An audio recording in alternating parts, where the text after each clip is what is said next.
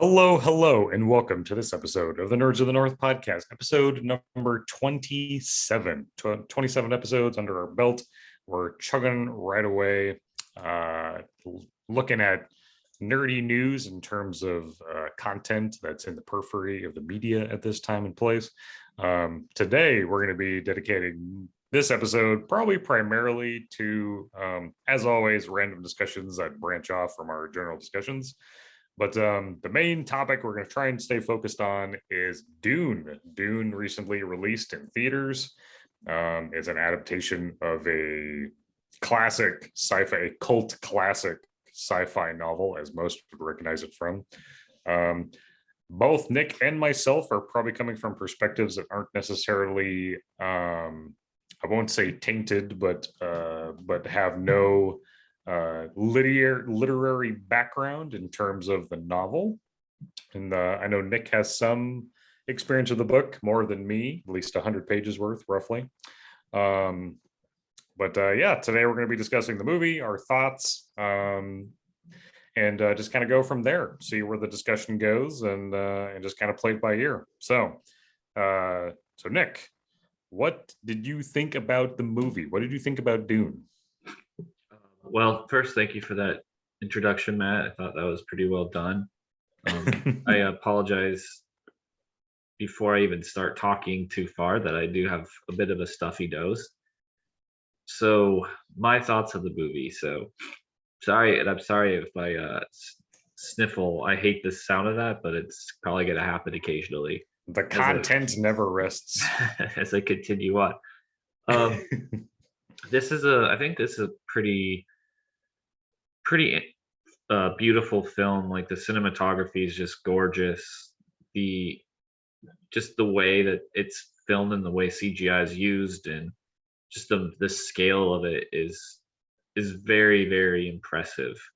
And it's just an amazing film to watch, to look at. I didn't see it in IMAX. I saw it on HBO Max, which I do think tainted the experience a little bit. And I think I would have been more impressed potentially if I had seen it on the big screen rather than my 40-inch television at home. And this movie, I feel, it's going to be controversial, maybe what my opinion is on it, because a lot of the people I've talked to, they really loved it a lot and thought it was one of the best science fiction movies they'd seen in years, which is a fair assessment. And coming from it, from just the pure spectacle of it and the way that it's really well filmed and flows pretty well, I think in that regard, yes, it is just a monumental movie and done extremely well.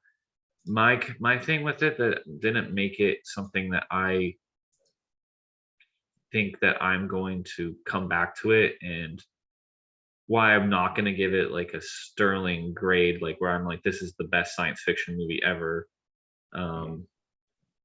is I just didn't really connect to any of the characters. I thought the human element of it was incredibly just mundane. Like, I didn't really connect to anyone.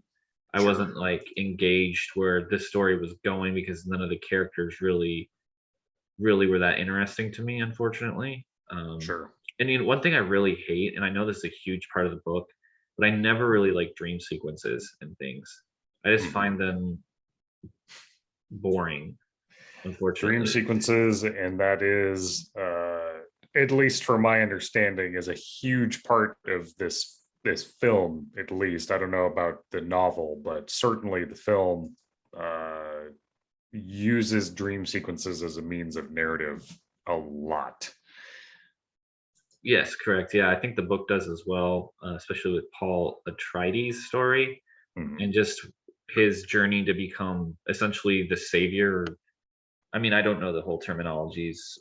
I know there's a specific word that they use for him, but essentially he's like the chosen one, which is a trope, that was back then probably not as ubiquitous as it is now, but it's definitely something that we've seen play out in Hollywood and books, and I mean, young adult literature time and time again. But I guess it's important to remember that when this book was released, that probably wasn't as big of a trope as it is now for sure. But I think the actors, like all the actors, I thought are amazing in this movie. Like I think I like everyone in this, everyone in their roles. I just didn't really connect to anyone, and I honestly, I think I blame that. I think that goes to the director. I've seen other movies by this guy, and I never get his name right. It's like Dennis Villeneuve or something like that. He's this Canadian dude. Very interesting name. Like, but I Those never, Villeneuve, yeah. yeah, I never really connect to his movies on an emotional level. I do on a purely like, wow, this is just a brilliant, beautiful piece of art. But there's never anything in any of his films where I'm just like kind of like taken aback by like the emotional catharsis that I get from some things that I've watched. It's his movies are a lot, and I feel like they feel a lot like Chris Nolan's films Sure. in that they're really well constructed, but they're kind of a hollow experience typically. Though I think Chris Nolan's better at getting emotion out of me than Dennis does. Because we're on a first name basis, but Chris really has a way with his movie. Around the yeah. campfire, he shares as much. But yeah, I mean, it's a stellar movie, definitely worth checking out. I just don't think it's one that is gonna be. I don't know. We'll see what part two has in store for us. I think the character I connected to the most was Oscar Isaac's character, the head of the Atreides family. Leto Leto. Atreides. Yeah, Oscar Isaac is just a great actor, so I think he does a really good job, like making you care even if you don't know anything about him. Sure. I think they definitely could have sold it, especially with him, that whole aspect of it where he's kind of like the sacrificial lamb to the God Emperor, who's sending him to this planet to basically fail. But he's like such a good dude, but he still couldn't make it work. And yeah, he's very much like what's his face from Game of Thrones. This Ned Stark. Yeah, Ned Stark. Like I can see that. Yeah, he's very honor-bound. very honor bound. He will do the right thing, regardless of the outcome that it has on himself. And kind of continuing off of your analysis of the film or your impressions of the film, I would agree. Like emotionally speaking, I don't think there was a ton going on here. I found myself constantly being more attached to the characters of the film, not because of their place in the movie, but more of just the actors and actresses whom were playing them and drawing my attachment to them from there. Like Zendaya, like seeing her in Spider-Man and such, and then Oscar Isaac in terms of Star Wars, Jason Momoa as Aquaman, Stellan Skarsgård from the MCU, Dave Bautista from the MCU as well, Josh Brolin, from playing Thanos in the MCU. Like a lot of these characters, I found myself being drawn to them more from their past performances versus who they were playing in this movie. And maybe that was partially done by design, not from like a casting standpoint, but more of just a star power standpoint. But that's where I found a lot of my emotion being drawn from. It wasn't really from the characters in the movie, because you're right, like everyone's just kind of dry. Everyone's realistic. It's a film that's based off of like survival, seems to be the motif for a lot of these characters. They're going to the Atreides family is going to a planet that is not their own, so they're adapting to survive on this planet. The Fremen, the Fremen are used to this environment and survive easily in this environment.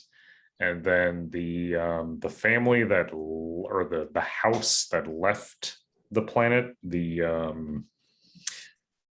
Shoot, what were they referred to as the I think it's like Hurricane or something like that. yeah, the Hurricanes. Yeah, like they grew accustomed to the planet over the course of their Conan. yeah, Harkonnen, like they grew accustomed to their time or to the planet over their time there spent as conquerors or would be um, caretakers of this planet. Um, it does really seem like survival as a motif seems to be pretty common, but that does, in my opinion, what that does is it does kind of make the characters relatively bland because there's not a ton of emotional outpouring that happens in this movie as a result. Everyone's too busy surviving, which like in a real world setting would make a lot of sense. In the course of a movie, it just doesn't make for a lot of like character development and drama. So well, I mean, I think the movie is very plot driven, yeah, for better or worse, and almost every single character in the movie is rather stoic, except maybe Thanos' character. Yeah. Yeah, Josh Brolin, and maybe uh, Duncan. But for the most part, like the Atreides family, the Harkonnens, almost everyone is very stoic and hides their emotion. I mean, and it makes sense why they would, but at the same time, it doesn't make for characters that are very understandable. Like, I don't feel like I really understand anyone. they're I don't very understand what they're coming from. it doesn't make anyone really distinct from one another. Like they're all quite stoic. They all have the same goal of you know of doing what's best for their house, for their people, for their family, for their friends. And when all of your character, like when every single one of your characters is Jon Snow, it kind of makes for a bit of a dry movie. like like everyone likes Jon Snow, but if your entire cast is Jon Snow, then there's no one that differentiates one another.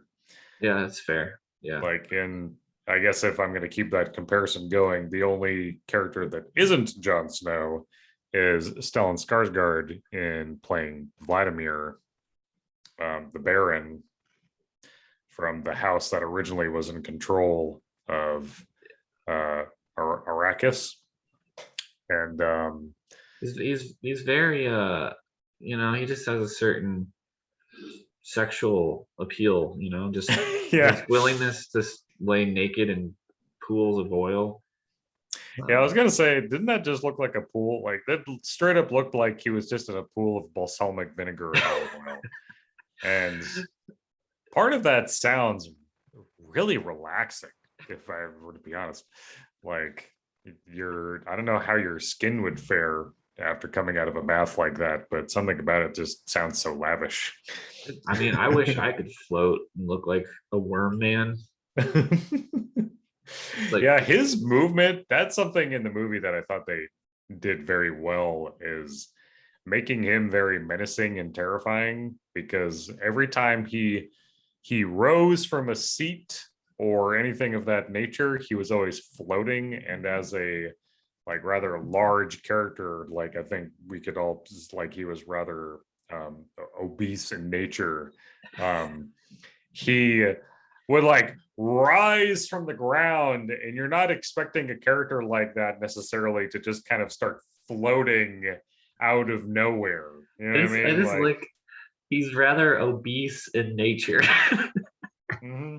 This makes me laugh. Just the face. I don't know. I mean, if you compare him to anyone else from his court, he's large in comparison to them. And especially compared to the Atreides, like compare Paul to this dude.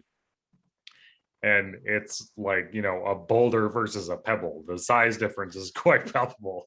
So like this dude has been living the lap of luxury for quite some time. Yeah. Yep. I mean, he definitely was not afraid to be fully present. I mean, He reminds me a little bit of a character from Destiny. He reminds me a little bit of myself. Yeah, a little bit of my. I see a Your little bit of wife comes myself home, in you're this just laying guy. in a pool of balsamic vinegar. He's just talking to you. Your like head's mostly in the balsamic vinegar. Like, there's a character in Destiny who is like his name is Callus, but he's an emperor, and like in the same way, like he's quite rotund. He's a big guy, and he's very lavish in his lifestyle. Like, and he is like it. I think a common phrase that's attributed to him in Destiny is like "grow fat from strength." Like, and it kind of like seems like a similar motif with Stellan Skarsgård. well, I mean, they probably. I mean, I assume they probably drew some inspiration from this character. So I'm sure, yeah. Like I can absolutely see the line being drawn there. And speaking of drawing inspiration, though, I do have to say I am a enormous Tremors fan. The sci-fi film with Kevin Bacon. I mean, I know that. I think we watched at least the first 3 of those together. Yeah, I am a huge fan of that series, and so having known nothing about Dune before seeing this movie, I want to know the inspirations, or if there were any, for Tremors. That I mean, there has to have been. Right? Yeah, like giant sandworms, right? Like the rocks. Like Kevin Bacon shows up and like like the Jeep, like in this as the ending credit scene for Dune. It's like, oh man, we got some ass blasters on our tail. I know. Get in the Jeep, man. I just it's hard for me not to draw that comparison, because like I grew up on Tremors, and so the idea of like giant sandworms is quite familiar to me, but the scale of the worms in Dune is just so much bigger. But I think you were going on a different topic. I don't know. I just remember I think that they should have had the closing, like the kicker scene at the end, just been like Kevin Bacon and that other guy, I can't remember, or maybe Bert. Yeah, it's funny. Like he just has like tons of like firearms in the back of his vehicle. It's like, we're gonna go kill some mother effing word. Let's see. Fred Ward was his friend Earl. Kevin Earl. Bacon I was trying to remember Earl. I don't remember Kevin Bacon's character. Kevin Bacon was Valentine, and then Bert was Michael Gross. Yeah. Which is he has to still be alive. Yeah, he's an older dude now. He's 74 years old. Damn. Wow. They should remake Tremors. I would. Oh my god, I would. It'd probably be terrible. My knees would be a quivering from a remake of Tremors. They would make the worms into CGI, and I just don't find that quite as appealing. Yeah, the practical effects of that movie, as campy as they might have been, were part of what made the movie kind of like properly dramatic. I remember actually being kind of freaked out by that idea as a kid. I'm like, oh crap! Like they come up from under the ground. That's terrifying. Mm-hmm. And that's something that like I immediately grabbed onto, was the sheer I don't know, borderline luck that these people on Arrakis were surviving against these giant worms. That the fact that like a group of people had more or less lived among them, the Fremen had lived among them for so long. I mean, at the end you see someone riding a worm, so I think it's more of a communal, like living together situation, maybe. Yeah, it stands to, I'm kind of wondering who that figure was, not knowing anything from the books. Dr. Kynes, I think that it might be her, because that was her intention, was to ride on the worm, but she was stabbed in the process of her trying to do that. Yeah, I honestly have no idea. I have no idea where the book goes, so I don't even have any speculation. Yeah, but I will say though that I did thoroughly enjoy the movie. As I guess as a spectacle, emotionally I wasn't really drawn in. Um, I was more fascinated. I just kept asking questions of like how things worked, because this movie, the novel, I'm sure has a lot more background and a lot more information in terms of, um, as a people, like you have House Atreides has bagpipes announcing their arrival, and they speak Mandarin and English and sign language. And there's this whole concept of like the voice they seem to have, um, that like only women generally have, but that Paul has, which is very unusual, very rare, if not unheard of. Um, Wait, like wait, women don't have the voice? Like, is that like a no, so no, what women. I'm saying is I thought women in our world had the voice. I thought that was the issue I was having. Very funny. No, Wait, okay, so they don't have that power. Okay. no, women exclusively have that Oh, power. in the novels, but in the real world, they don't have that power.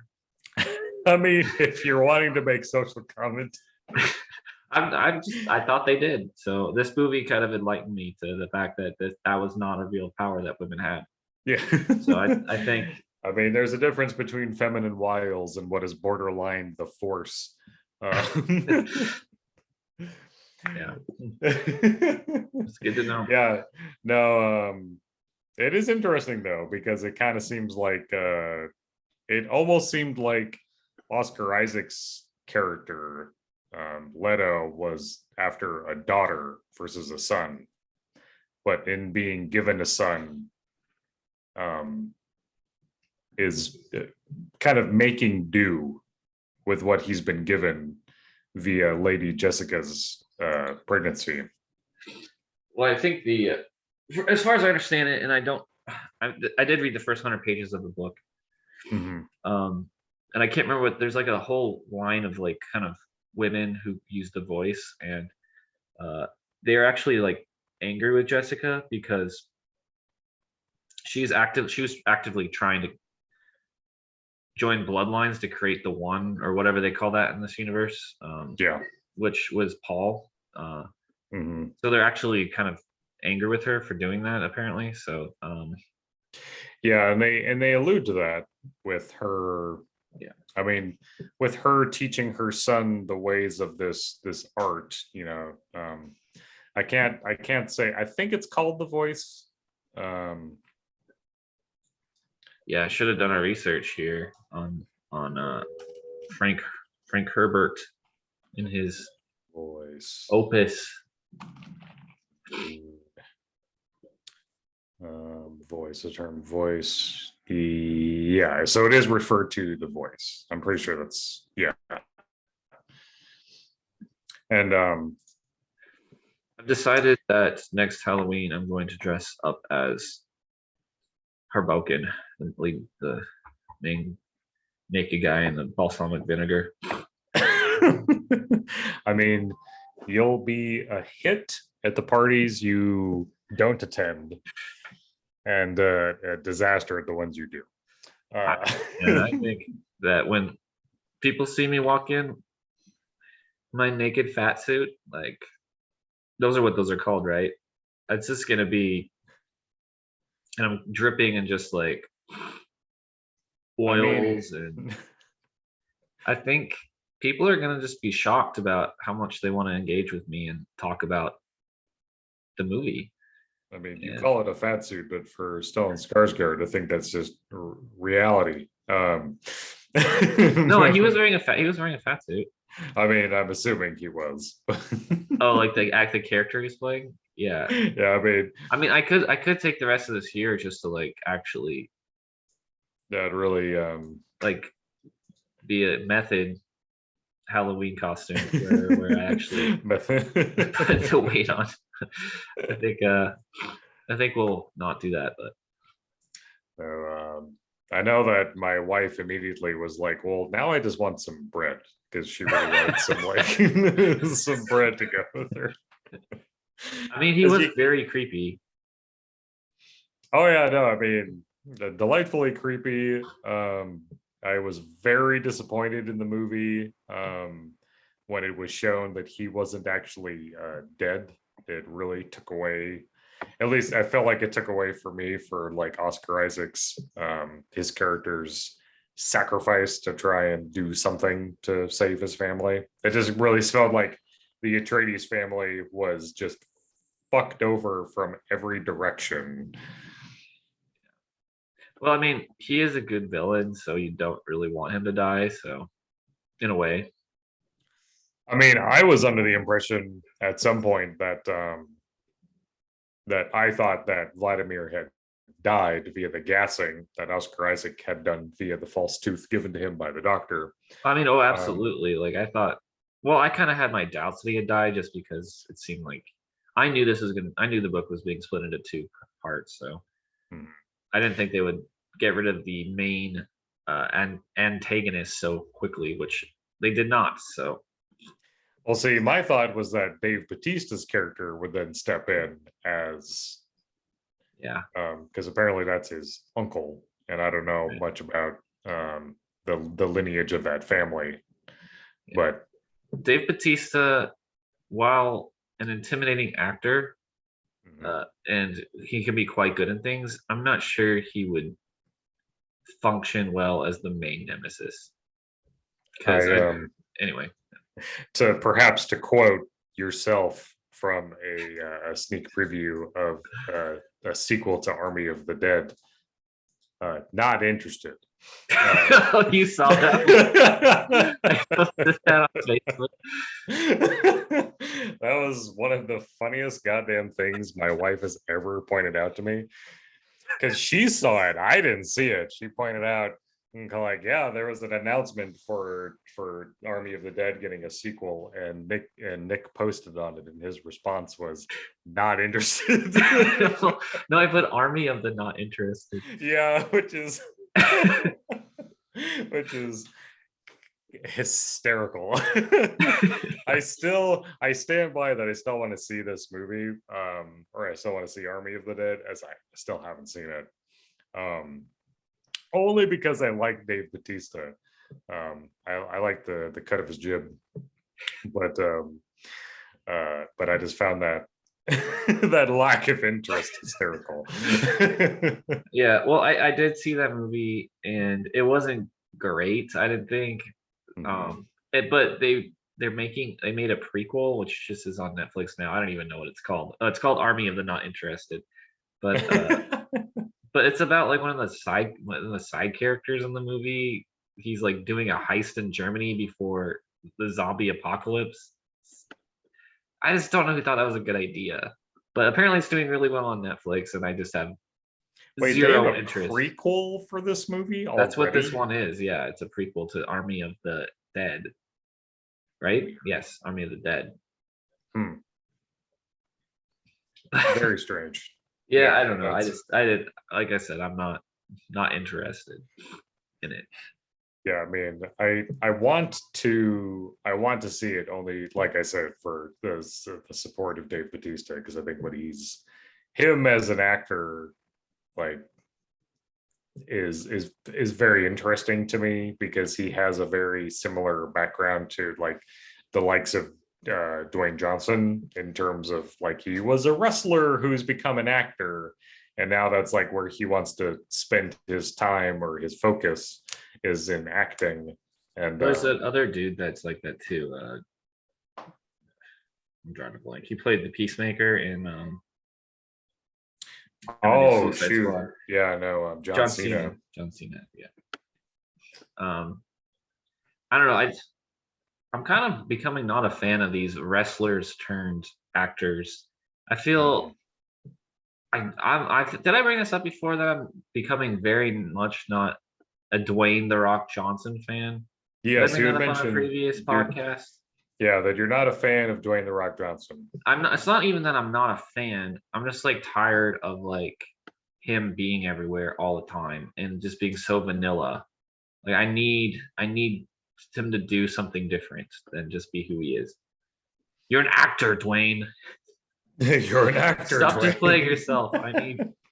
And I just I just went to Applebee's once, and I just had like been like getting annoyed with Dwayne being in everything, like every action movie Dwayne's Mhm. in, and like he's just. I walk into Applebee's and there stands Dwayne the Rock, like cardboard figure cutout just in front of the door, and then you like go sit at the freaking Applebee's table, and here's like Dwayne the Rock Johnson on every like placard like on the table, just staring at me, and I'm like, oh screw this, so I turn it over and he's on the freaking other side of the thing too. I'm like, get this thing away from me. I don't want Dwayne smiling at me this entire time.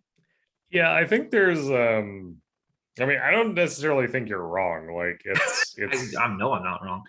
yeah, because like I don't necessarily think that Dwayne Johnson is necessarily a good actor. He's just very charismatic. He's charismatic. He's got dramatic eyebrows, which Well, I and mean, I wish I did. You know, like he the presents himself very well. I mean, the profession that he once found himself in, and as a like heavy workout buff, he's very like easy to put on camera because as I've just mentioned, he's buff. He's a big dude. well, there's a lot of buff dudes out there, and they're not all movie Yeah, but stars. like none of them And have the eyebrow thing going on. None of them have his I personally charisma. think he has a bit of a thumb head. Not that he's not an Oh no, attractive man. 100%. He's got a thumb head, but like he's Dude who also has a very odd shaped head, Dave Bautista. yes. Which it actually makes him. I feel like Dave Bautista as an actor, he's Mhm. good. He can even be great, maybe someday. I don't think he's quite there yet, but he's weird looking, and that actually is a great plus for him because I feel like a lot of these like character actors are just really weird looking people, but I think that works for the camera. Like it's Mhm. like there's this other dude who was in this film. I think his name's like Dalmatian or something. But he's also Yes, he played you're thinking of Polka Dot Man. David Dasmalkian. Maybe is that right? He Was he plays Polka Dot Man? you would know him from Dark Knight, probably the Oh like yeah, yeah, yeah. lunatic, yeah, that Harvey Dent like tries to beat to a pulp for information. Yeah, but he also That's played where I know him from. he played Polka Dot Man in the Suicide Squad. Yes, yes, he did. Yeah, that's Yeah. a much better recent instance. And he was in Blade Runner 2049. He's been in like a ton of things recently. Mhm. He's also in the Ant-Man movies. As one of the like fellow felons that Mhm. what's his name? Ant-Man, Scott Lang is teamed Yeah. up with.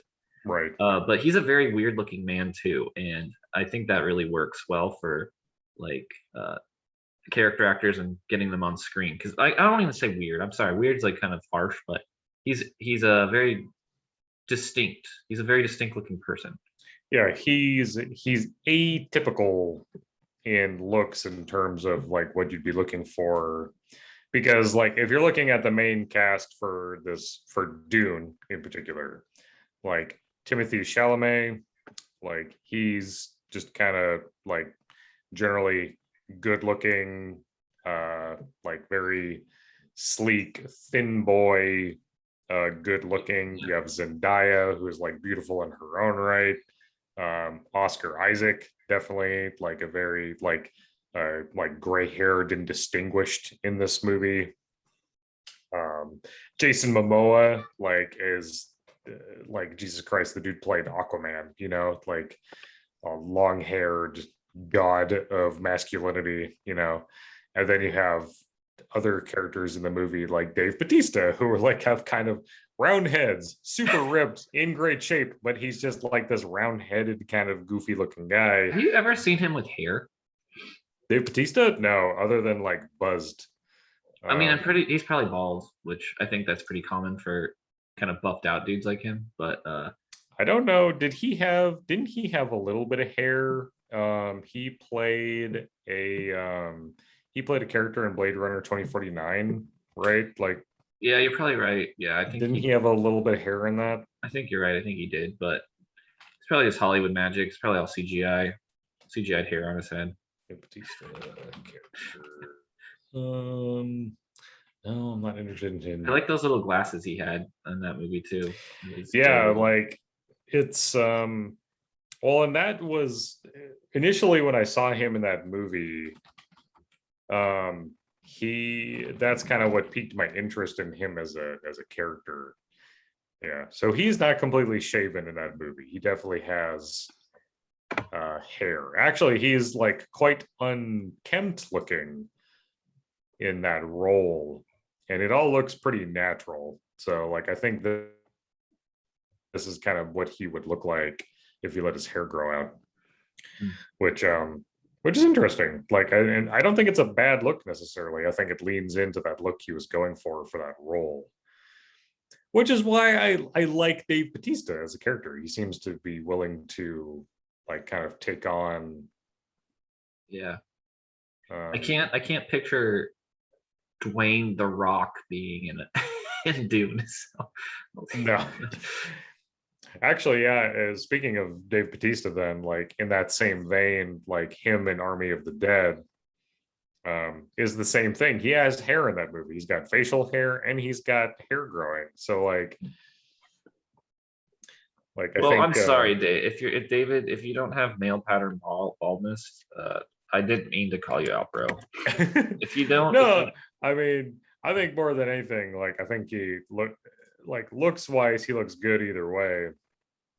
But like in terms of as a character, like he came onto the scene really as Drax in Guardians of the Galaxy, and in that role, he's not only just completely shaven, but he's also like he has different colored skin, and he's an alien and has like red calligraphy all over his body. You know, like he looks very different than how he does in general.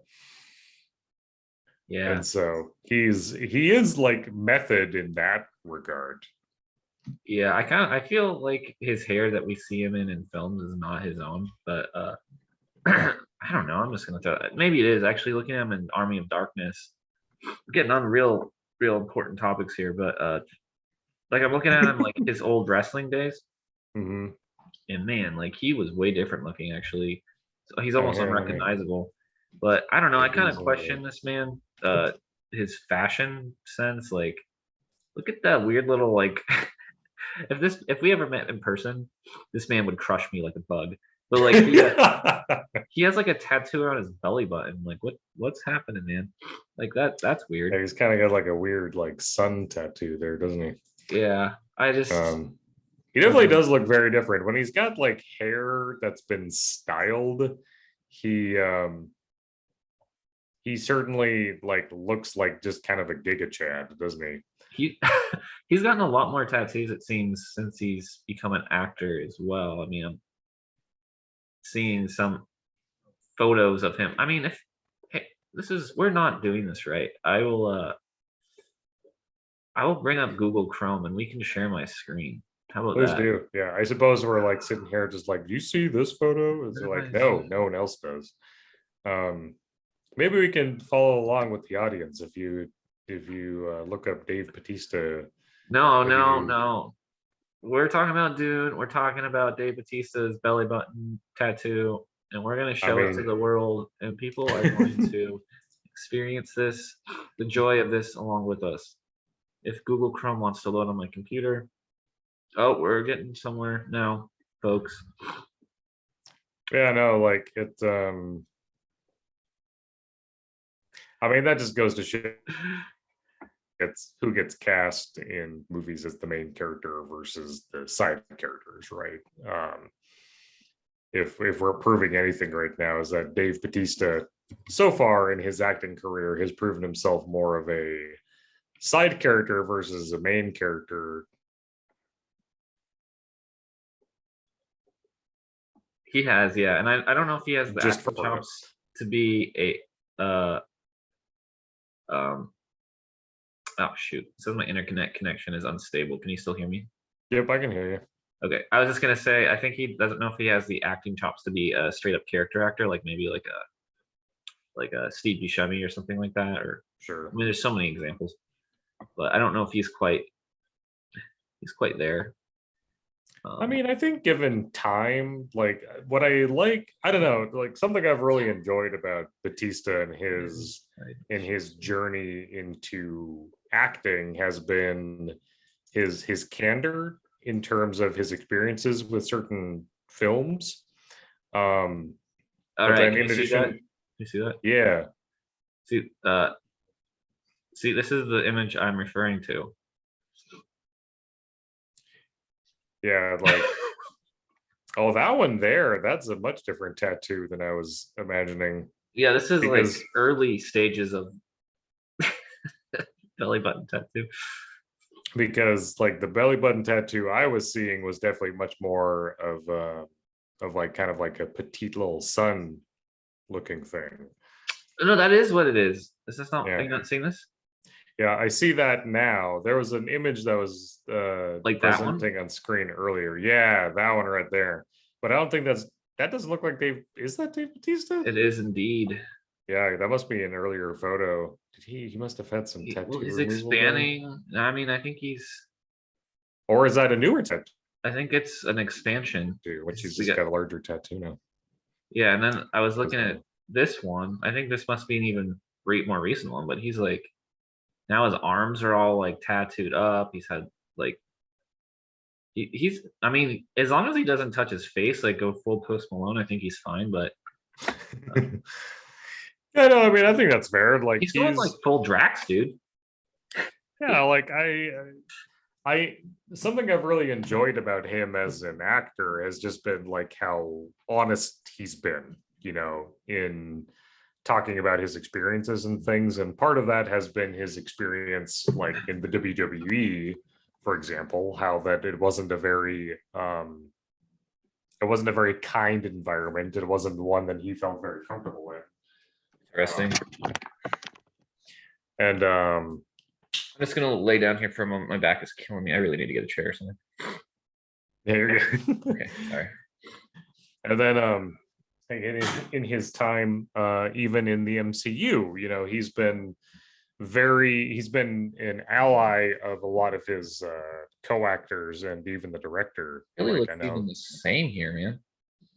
because like what it was, the director of the Guardians films. He came out in defense of James Gunn. for James Gunn when old tweets of his were coming out. I think I don't know. I would agree with you to a certain extent, but I kind of feel like sometimes he's a little bit too active on Twitter. Like he'll like I can't remember what it was, but he made some sort of comments when I can't remember what it was, but I felt like he kind of spoke harshly and sort of rudely to someone, especially with something to do with what was it? I cannot remember, but sometimes I feel like he's a little bit too like confrontational on there. Yeah, and I will say that there is a line to be drawn, of course, in terms of how like maybe how active people should be on social media like that. Actors especially, like directly interacting with people who are talking about you or people that you're even fond of. Like there is a point to just stop and like not defend anyone and to just let the internet do its thing. It's kind of stupid to try and be an internet warrior at that point. Here's his natural hair. Apparently, I'm sure this is probably dyed or something. But yeah, I mean natural-ish, but like even if it's not, the shape of it, I think is more natural than anything. But like that's just like that's more or less like his hair is much shorter in Army of the Dead, but like I think that kind of matches up for like more or less what's there. I'm gonna stop sharing.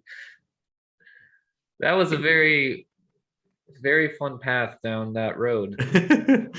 I know we got really caught on Dave Bautista.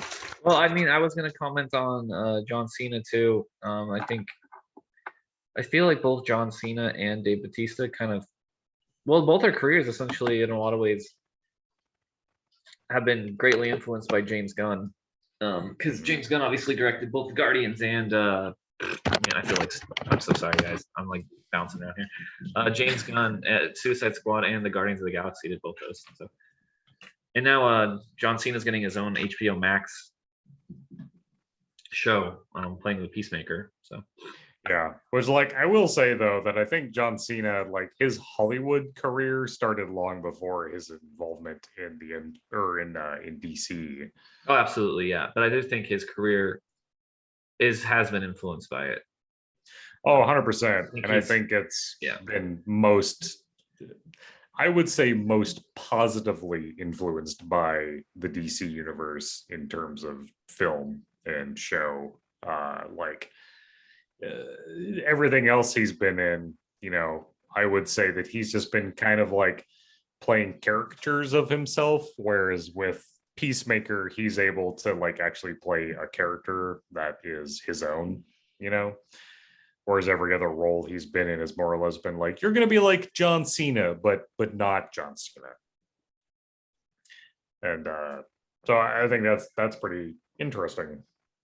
Yeah, totally. Yeah, I mean, let's bring on. I mean, you're acting in the WWE or whatever, so why not bring them into Hollywood? Yeah. I mean, it's kind of interesting, right? How it does seem like the world of professional wrestling. I'm going to put that in quotations because I don't care who I piss off. It's all pretend. But that like they pull talent people from that industry, the WWE, to become actors. And what the criteria for that is, I don't know. If it's just a matter of interest on their part, or if it's a matter of physique, looks, willing previous to experience to Hollywood producers. Whatever the criteria may be. Criteria. I mean, we're in the area of #MeToo, so who knows? Yeah, it's so and Terry Crews did say he got groped by someone at an award show. So. Yeah, 100%. Like, I don't know. I mean, like, I've watched the entirety of Squid Game now. And so, like, in like a brief aside to that, you think of like the uber rich people whom they are dealing with near the final episodes in that show, right? The particular character in the gold mask whom brings the detective behind the scenes in order to use him for his own devices. Like that dude didn't give a fuck. He just was like, I'm rich. I can do whatever the fuck with whomever the fuck I want. And so, I mean, that's a bit of a commentary on real world versus, like a show such as Squid Game. But like, there's some real world comparisons to be made there, right? Like how people like Terry Crews, for example, like get treated like slabs of meat versus real people in these circumstances, depending on the circumstance.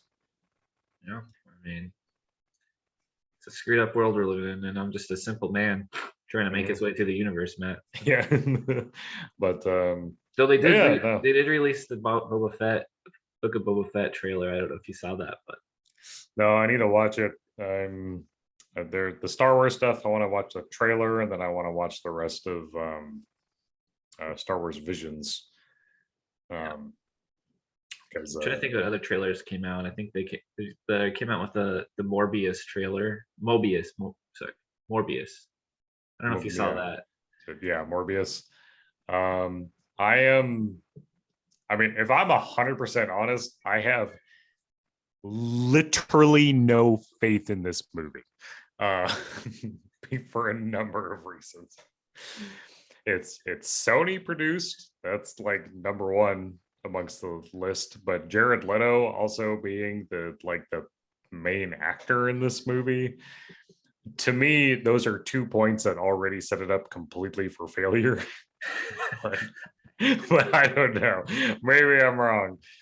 I don't think Jared Leto is necessarily a bad actor, but I think as the main character in the movie, I have a hard time believing he can pull that off.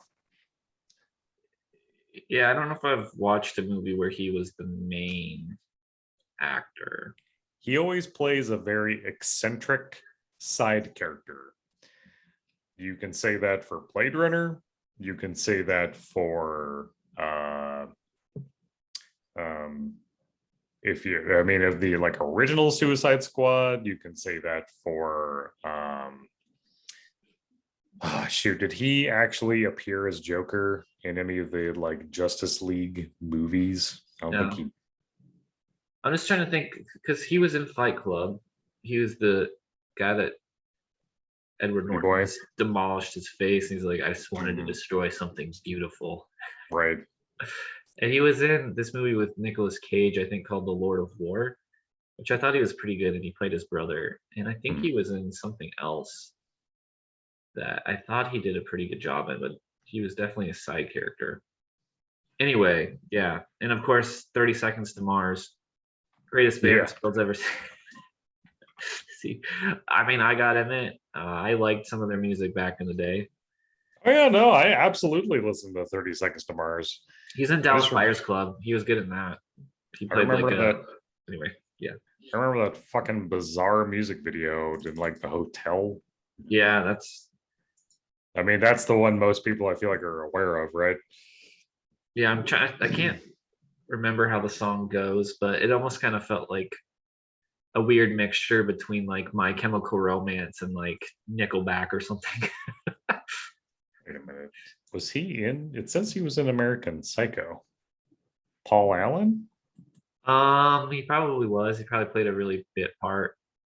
I'm guessing if he was like one of one of the partners or something. Yeah, one of the guys in the suits. I don't know, but it's been a while since I've seen that movie. Anyway, he's not a bad actor. He's just a little over the top and kind of. He is. Well, and I don't know, like my experience with Jared Leto in film hasn't led me to believe that he's going to be amazing in anything. He was good in Dallas Buyers Club. He really was.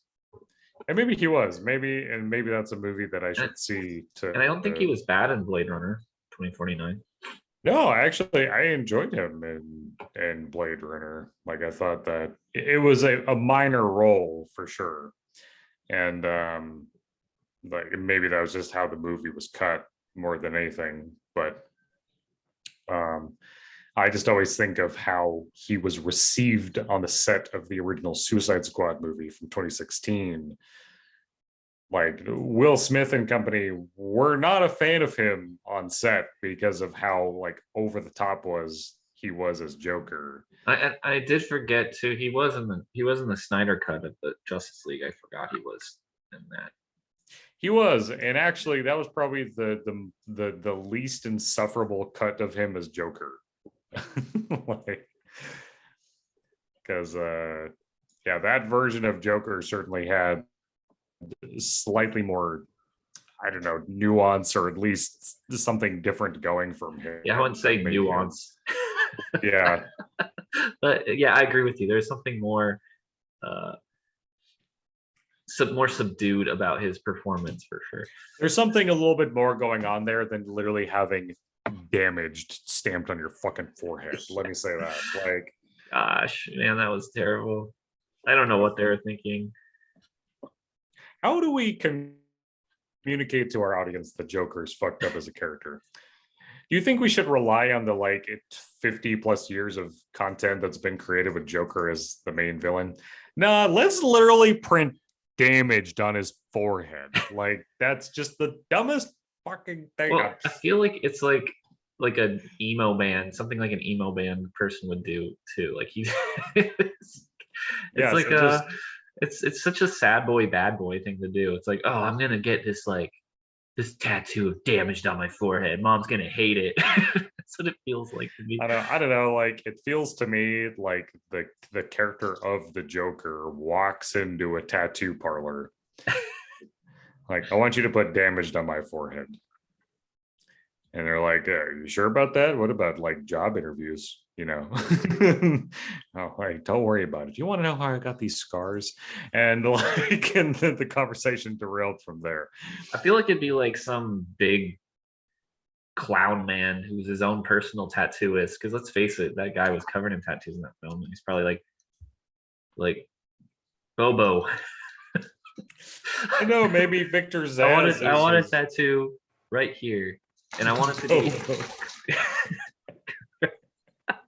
And it's got to be cursive, and it has to say "damaged," and I want it on my forehead. And do not screw this up. So and Bobo was probably like, you know what, whatever you say, boss. Whatever you say, boss. Right? I don't know. That's probably what happened. We've taken such a long venture away from Dune at this point. Well, but I mean, I feel like we should tie up the Dune thing and just like give maybe our final review of it. I didn't want to say I keep wanting to say Mobius, and I know why, but it's Morbius. I thought the trailer was actually not too bad. It's like kind of hilariously. It feels like for some reason all Sony's superhero movies kind of feel like they're from a different age of superhero movies. Like Venom feels like it should have come out during when Ben Affleck's Daredevil and the Fantastic Four movies were coming out. They feel like they're from like a different era. And this movie, like just based on the trailer, it does feel the same exact way. It feels like it like the lines are just delivered with such what's the gusto. Word? Yeah, like they'll say something like it takes itself very seriously. You could tell, and because it's Jared Leto. Like I don't know if that man really has a funny bone in his body. Like I feel like he's all try hard, which is fine. Like it's fine. I'm a try hard. So Jared, if you ever need to talk about someone about your try hardness, just contact me. I'm sure you're a publicist, find my publicist. But yeah, it definitely feels like that, and I kind of like it for it's just kind of like it's a vibe that's very different than the MCU. I'll say that much. It's like very like unself-aware, which is kind of nice in a weird way. But the real reason why I wanted to point it out was because there's weird connections to the MCU in it. Like the Vulture, Michael Keaton's Vulture shows up in it. In the trailer? In the trailer, yeah. Oh shit. There's like but it's also weird because there's like logos from Sam Raimi's Spider-Man's Daily Bugle, and just based off like the closing credit scene in Venom, which I'm not going to spoil. It's just all a very confused mess on what's actually going on in Sony's MCU adjacent SPUMC. Seriously, that's what they call their universe. It's like SPUMC. It's just, it just really does. There's something that Sony is doing that's just not right in terms of the cinematic universe compared to Marvel, right? Like fundamentally there is something different going on at Sony. Like Sony is just like ripping a line of Coke off a table and just going like, let's fucking do it. And like, they're really just leaning into this ridiculousness. Whereas like Kevin Feige and company over at Marvel are like, okay, we need to really they have to be working together with Marvel at least a little bit to like be getting some of this stuff happening. Like clearly there's the stuff is spilling over into the MCU from SPUMC. Yeah, but like spilling over I think is the primary phrase there. Like it's not something that's being carefully integrated. It's like their bathtub is filled to capacity and sloshing all over the place. Whereas like Kevin Feige is trying to keep his well-preserved universe off to the side. Like, please do not fuck this up for me. And it's Sony Pictures universe of Marvel characters. SPUMC. I mean, I really can't think of a better name than that. Like that's quite frankly. Well, they changed really it. They renamed it because people were making fun of it, so they changed it to Sony's Spider-Man universe. Sure. Which is way better than Sony Pictures universe of Marvel characters. Like I just don't understand what they were I thinking. honestly think Spunk gets the point across better in terms of what they're pumping out versus any sort of shorter pumping out. There's what Spunk is pumping out. So. Oh yeah, no, my word usage is intentional. Like, I really think Sony has so little to offer in terms of the MCU outside of the ownership of the characters they have. That's my personal opinion. But like, I just really don't think Sony has anything going for them outside of the fact that they have something that Disney wants. Well, I will say this. I feel like I know I always get this name wrong. Into the Spider-Verse, that movie was really good. It was, yes. But you and I have discussed before that like DC and Marvel hit different on an animated basis. Well, I mean, yes, I mean I agree with you, but that movie was produced by Sony and Marvel versus DC. So I think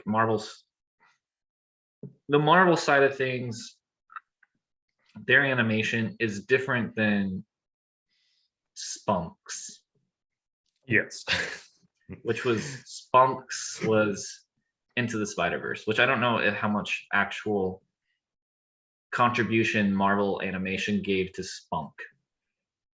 And I'm going to keep using that word until forever. Until the end of time. Yeah. Now that I mention it too, isn't Oscar Isaac the voice of the like 2049 Spider-Man at the end, in the end credits of that? Yeah.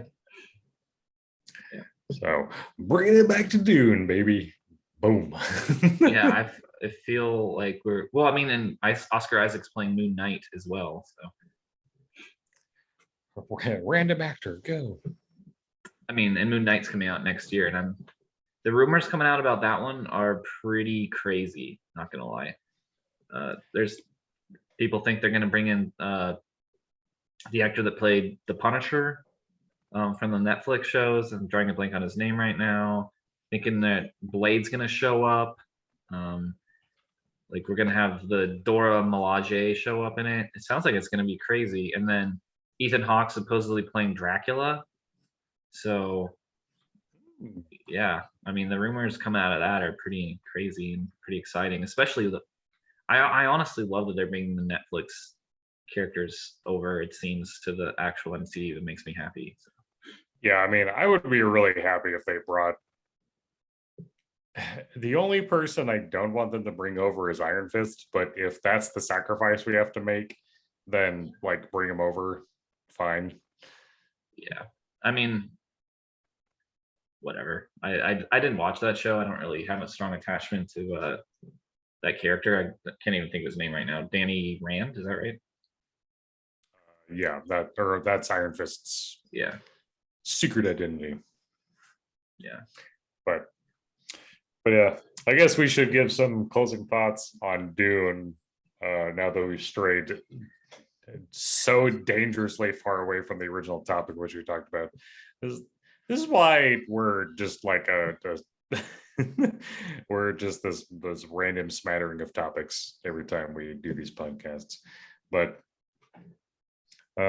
if you were to have closing thoughts on Dune as a film in general, and what your thoughts are for the future, what do you think you'd say? I don't know if I have much more to say than I already have about Dune as far as what I actually thought of the film. I thought it was a fine movie, and I think it's definitely worth seeing. And I would go see it just to support big science fiction movies like this getting made in the future. Since this movie did relatively well, now they're talking about adapting The Incal by Mobius. Wow. See, I'm like making all these Mobius, the vampire, Morbius, whatever. But yeah, in The Incal, they've been talking about adapting Hyperion, which I have a lot of mixed feelings on. That's one of my favorite books of all time. And honestly, like I don't really want them to adapt it because I think it works just as well as it is right now. Anyway, so yeah, just support it for that reason alone. I think it's definitely like an art. What is the word? Man, it definitely feels like an art house film with a huge budget, which Sure. I think is kind of cool. But Mm. again, there's stuff I didn't like about it, and I don't know if some of the problem is that it didn't get to complete its full story either. So I'm glad it's getting part two, so we can see what happens. Because honestly, I don't know, but I don't know. The thing about it too, Matt, is that like I don't really care what happens. You know, like I don't. I'm not curious. You know, it's like, oh, I Sure. just feel like it's what's going to happen is Paul's going to win, and it's just a matter of getting there. You know, so I just Actually, that's a really fair point because if you're a fan of the series, then you already know what's going to happen. And if you're even remotely interested in film as an interest or as a pastime, like you already kind of know already what's going to happen, right? Like there wouldn't be a movie being made about it, or there wouldn't be a whole like a series of films being made about it if we weren't already aware that like the Atreides family wins in some way. I have no knowledge of the books. I have not even picked up a copy of Dune physically in my entire life.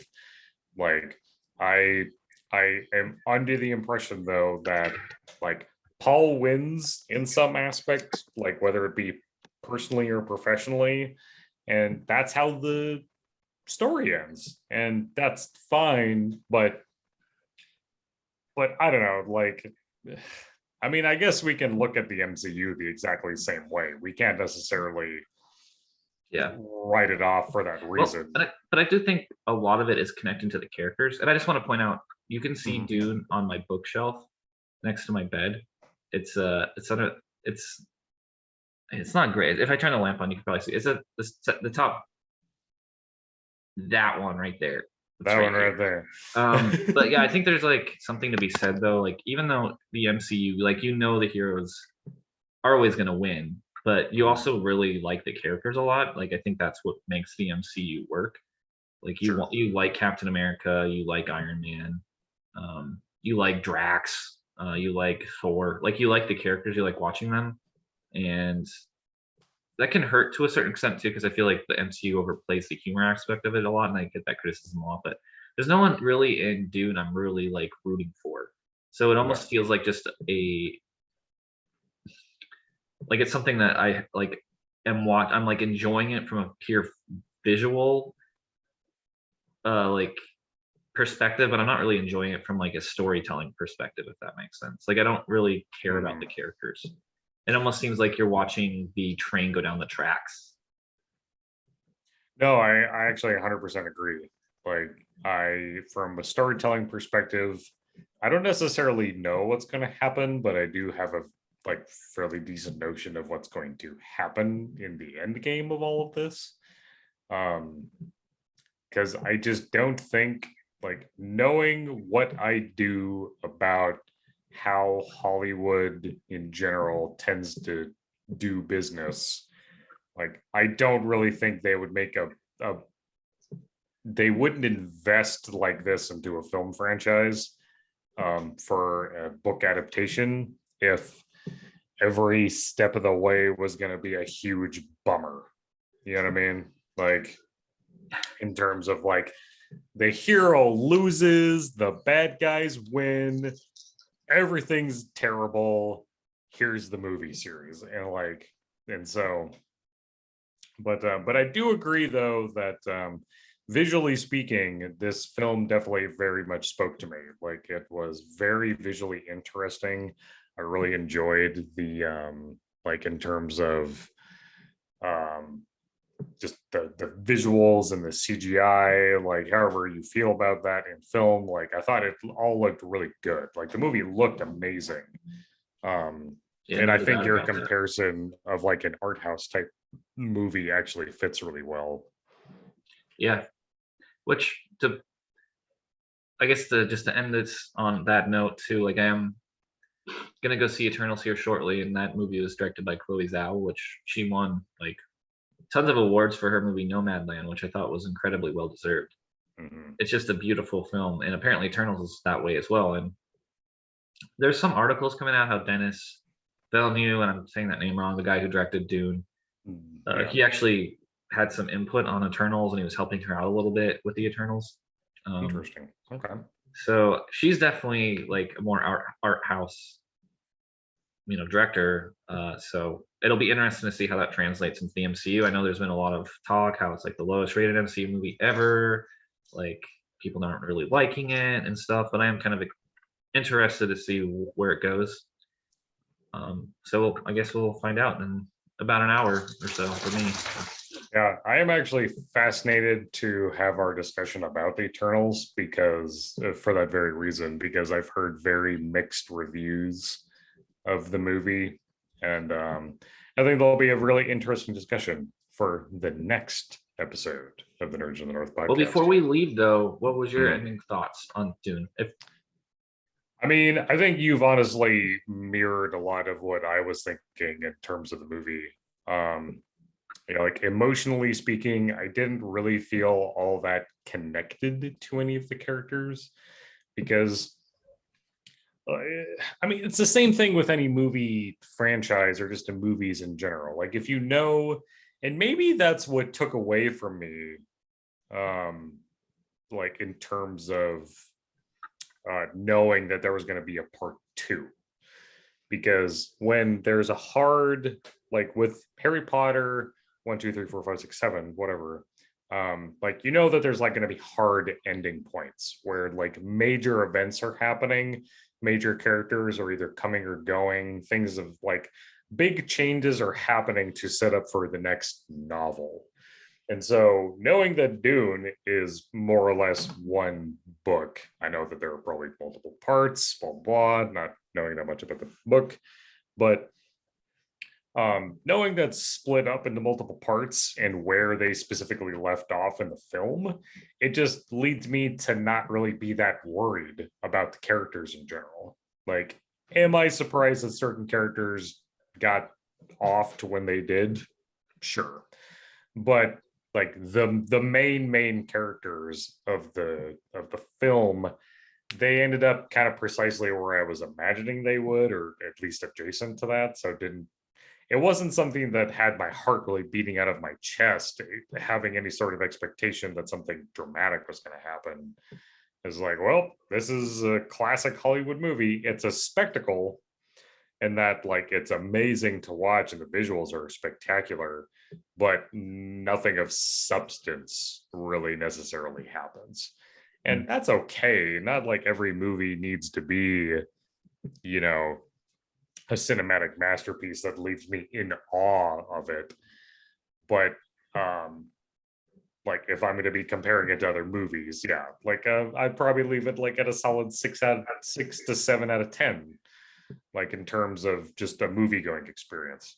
Yeah, I think that's where I put it too, at 7 out of 10. I feel as like an IMAX experience is probably like an 8 or 9 out of 10. But I saw it from my house, so that definitely plays into it. I literally watched it when we got onto the podcast. I'd maybe been 10 minutes out from the movie.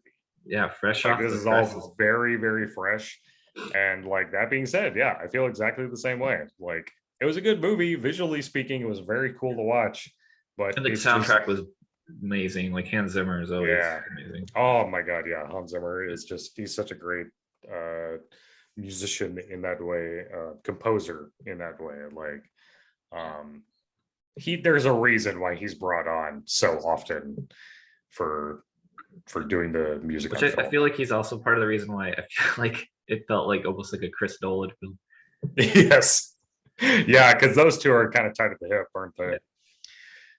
But no, I would 100. I mostly feel the same way as you do. Like I just think that there wasn't necessarily anything like groundbreaking about this movie, but it was a fun watch, and I'm looking forward to seeing the next part to see just where the story goes. Yeah. So. Well, my closing thoughts on everything today, and I'll let you finish out our show, is I feel we've covered the gamut today. We've talked about spunk.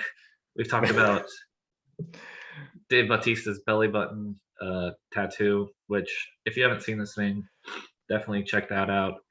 We've talked about fat suits and balsamic vinegar, and how Matt likes to submerge himself nude, supine, and in Constantly. oils. Constantly. And engage with his minions that way. We just talked about a lot of things today. We've talked about Morbius and Jared Leto and how that damage tattoos was done by a clown named Bobo. And I just want to say that, it's been a great, and I'll say too, like, I have not had a sip of alcohol today. This is all just straight from the hip, straight from the heart. Oh man, I'm so the opposite of that. I know. And look at us. Look at us. I feel like I'm the drunk one and you're not, even though you're drunk and I'm not. But I just want to say it was a great, great, fun podcast. I think we really nailed it today. And I just want to say, man, what a wild ride. What a wild ride. I want to thank everyone for joining us on this episode of the Nerds of the North podcast, episode 27. How exciting. Oh, there was something else you said too, Matt, that was just so freaking funny. Oh, what'd you say about the guy in the fat suit? And you're like, he's like, that was so funny the way you put it. Well, that's just his reality. You said his obese nature. I don't know, just it's like it's not his obeseness is part of his personality. That's ridiculous. Anyway, sorry. Let's close it out. No. Thank you everyone for watching. This episode is ridiculous as always. They always are. But I hope you all stay tuned for the next episode of the Nerds of the North podcast, in which we'll talk about something. We'll know. The Eternals. Eternals, probably. But yeah, thank you all for watching, and I hope you all have a fantastic night.